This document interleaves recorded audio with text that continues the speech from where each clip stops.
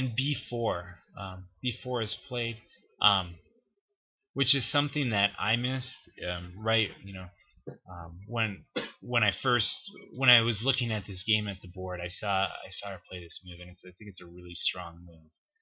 Because after bishop takes c4, queen takes, and if you put the queen, imagine the queen on c4 in the current position right now, it's pinned. The knight's pinned.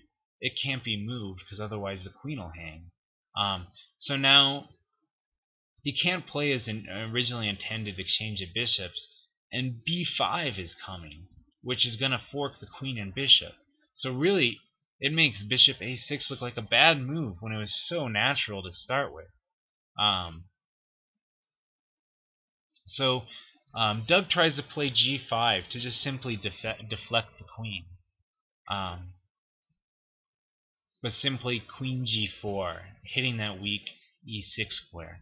And that's another, this bishop that was moved from c8 to a6, all of a sudden you see how he's missing that defender.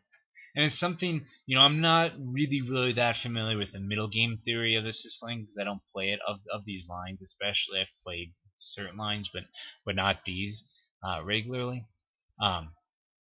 But one of the things you'll notice is when in say the French is when that c8 bishop that was defending the e6 pawn is moved.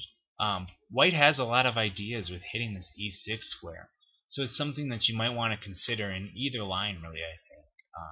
The merits and the potential defensive downfalls of moving that bishop. Clearly, you're not going to win a game by leaving the bishop on c8 the entire time, but just something to keep in mind as a black player and as a white player looking for attacking motifs. So anyway, queen g4 is played, hits e6. It's really hard for black to defend this point. So once again, the deflection is attempted with queen h5. The knight on c5 that is hitting it. It's obviously c5 is a temporary square for the knight. H5 is played in an attempt to make the fourth rank a temporary rank for white's queen. But queen e2 was smoothly played, and it hits once again through an X-ray the e6 square, and also it continues the motif with after bishop takes c4, queen takes, and the knight's pinned. Furthermore, it puts another attacker on the b5 and a6 squares. So at this point, it seems pretty much a done deal. Knight e4 is played, and the pin occurs. Obviously, after if he played knight takes knight, then bishop takes, and bishop takes c4, and white is actually losing. But b5 is correctly played, and after knight to c3, pawn takes pawn check, bishop takes, and e6 is hanging. And after bishop takes pawn, black goes ahead and resigns the game. You see, white can just play queen takes e6, and then after the movement, actually, the funny thing is he doesn't even have to play pawn takes. Well, yeah, he doesn't have to take on c6. He could also play something like